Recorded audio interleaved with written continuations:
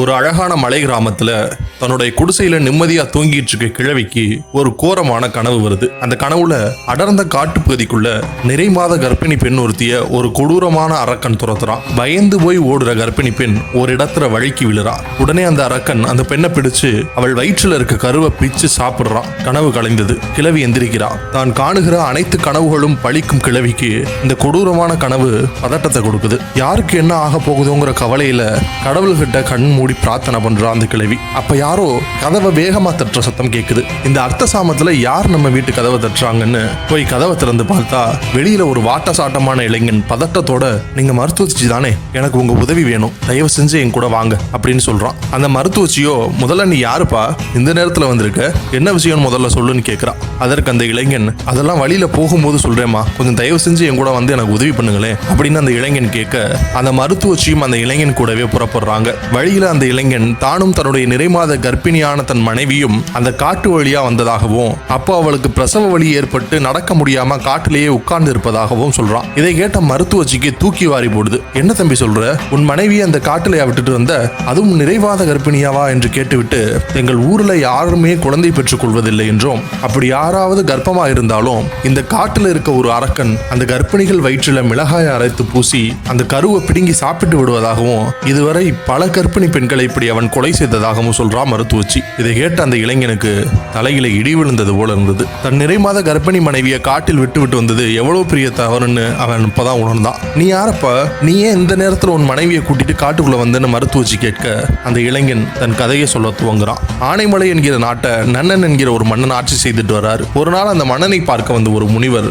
ஒரு அதிசயமான மாம்பழத்தை அந்த மன்னன் கிட்ட கொடுக்கிறாரு. அந்த மாம்பழம் மிகவும் சுவையும் சக்தியும் உடையதாக இருக்கு. அந்த மாம்பழத்தை சாப்பிடுவதன் மூலமாக மன்னருக்கு நிறைய நன்மைகள் கிடைக்கணும் அந்த முனிவர் சொல்றாரு. ஆனா இந்த மாம்பழத்தை சாப்பிட்டு அதோட கொட்டையை ஆற்றுல தூக்கி வீசிட வேண்டும்னு ஒரு நிபந்தனையும் வச்சுட்டு அந்த முனிவர் கிளம்பிடுறாரு. அந்த மாம்பழத்தை சாப்பிட்ட மன்னருக்கு அதன் சுவையும் நற்குணங்களும் ரொம்பவே பிடித்து போயிருது. உடனே அந்த மாம்பழம் தனக்கு இன்னும் வேண்டும் என்கிற ஆசையில முனிவரோட நிபந்தனையையும் மீறி அந்த மாம்பழத்தின் கொட்டையை தன்னுடைய தோட்டத்துல விதைச்சு மரமாக வளர்க்க துவங்குறாரு. ஆனா ஆச்சரியம் என்னன்னா, அந்த மரத்துல பூக்குற ஒரு பூ கூட பிஞ்சாகி காயாகவே இல்லை. அந்த மாம்பழத்தை சுவைக்க வேண்டும் என்கிற ஆசையில் இருந்த அந்த மன்னருக்கு இது பெரிய ஏமாற்றத்தை கொடுத்துச்சு. ஒரு நாள் அந்த மன்னரை பார்க்க மீண்டும் வந்த அந்த முனிவர்கிட்ட, இந்த மரத்துல பூக்கிற பூக்கள் ஒன்று கூட இது வரைக்கும் கனியாகவே இல்லை, இதற்கு என்ன செய்ய வேண்டும் என்று கேட்கிறாரு. அதற்கு அந்த முனிவரோ, நான் உனக்கு கொடுத்த கனி மரத்துல விளைந்ததல்ல, அது என் குருநாதர் என் மீது கொண்ட பிரியத்தினால எனக்கு கொடுத்த கனி. அதை நான் சாப்பிடுவதை விட நாடாளும் மன்னனான உன்னிடம் கொடுத்தா அது பொருத்தமா இருக்கும் தான் உன்கிட்ட கொடுத்தேன். ஆனா நீயோ நான் அந்த கொட்டையை ஆற்றில் வீச சொன்னதையும் மீறி அதை மரமாக்கி என் கோவத்தை பெற்றுக்கிட்ட.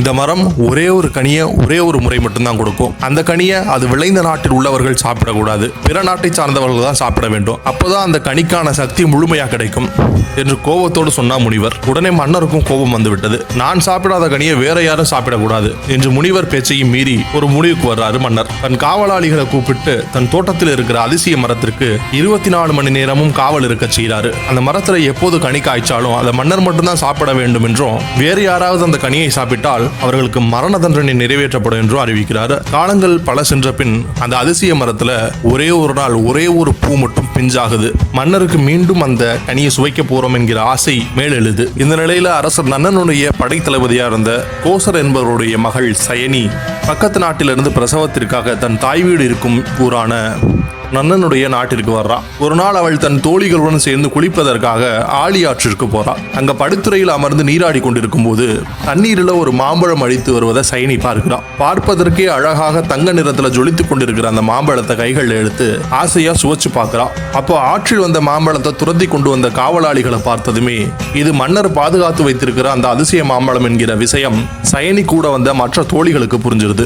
ஆனால் பாவம், வெளியூர்ல இருந்து இங்க வந்த சயனிக்கு இது எதுவுமே தெரியாது.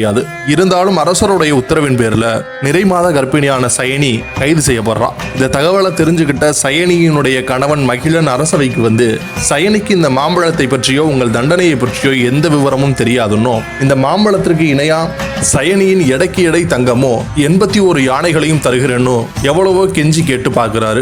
ஆனால் இது எதையுமே காதுல வாங்கி கொள்ளாத அரசர் நன்னன் நிறைமாத கர்ப்பிணியான சயனிக்கு மரண தண்டனையை நிறைவேற்ற உத்தரவிடுறாரு. இதையெல்லாம் பார்த்து கொண்டிருந்த மகிழன் மகிழன் இனி பொறுக்க முடியாது என்ற முடிவு செஞ்சு அரண்மனை காவலாளிகளை எல்லாம் தாக்கிவிட்டு தன் மனைவி சயனியோடு நாட்டை விட்டு தப்பிச் செல்றாரு. அப்படி அரசனிடமிருந்து தப்பிச்ச மகிழனும் சயனியும் கால்கடுக்க நெடுதூரம் நடக்க வேண்டியதா இருந்தது. அடர்ந்த வனப்பகுதிக்குள்ள வந்து கொண்டிருந்தப்போ சயனிக்கு பிரசவ வலி ஏற்பட்டு காட்டிற்குள்ளாகவே ஒரு இடத்துல உட்கார்ந்து விடுகிறா.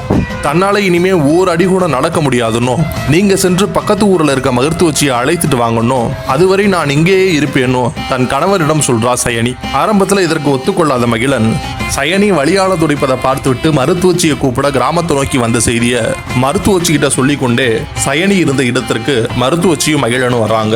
அங்க அவர்கள் இருவரும் கண்ட காட்சி அவர்களை நடுங்கி போக வைக்குது. ஒரு கொடூரமான பெரிய அரக்கன் கையில அரைத்த மிளகாயோட நிறைமாத கர்ப்பிணியான சயனியை துருத்திக்கிட்டு இருக்கான்.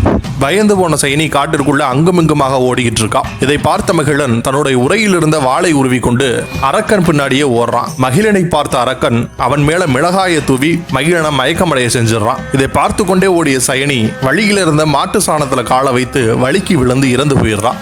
உடனே அந்த அரக்கன் கருவை சாப்பிடுகிற நோக்கத்தோட தன் கையில் இருந்த மிளகாய் சாற்ற சயனியின் வயிற்றில் தெளிக்கிறான். அந்த மிளகாய் சாறு இறந்து போன சயனியின் வயிற்றில் பட்டதுமே அவள் உடம்புக்குள்ள இருந்து வெளியே வந்த 8 கைகளை உடைய பராசக்தியின் உருவம் அந்த அரக்கனுடைய தலையை வெட்டி துண்டாக்கி விட்டு மீண்டும் சயனியின் உடம்புக்குள்ளாகவே சென்று மறைந்து விடுகிறது. இங்கு நடந்ததையெல்லாம் பயத்தோடையும் ஆச்சரியத்தோடையும் பார்த்து கொண்டிருந்த மருத்துவச்சிக்கு சயனி சாதாரண பெண் இல்லை என்பதும் அவள் இந்த அரக்கனை அழிக்க அவதாரம் எடுத்த பராசக்திங்கிறதும் புரிய வருது. பின்னர் ஊர் மக்கள் அனைவருக்கும் இந்த தகவல் சென்றடையுது. இந்த ஊர் மக்களை காப்பதற்காக பராசக்தியை சயனியாக வந்துள்ளதை புரிஞ்சுக்கிட்டு அந்த பெண்ணை கோவில் எடுத்து வழிபட துவங்கினாங்க.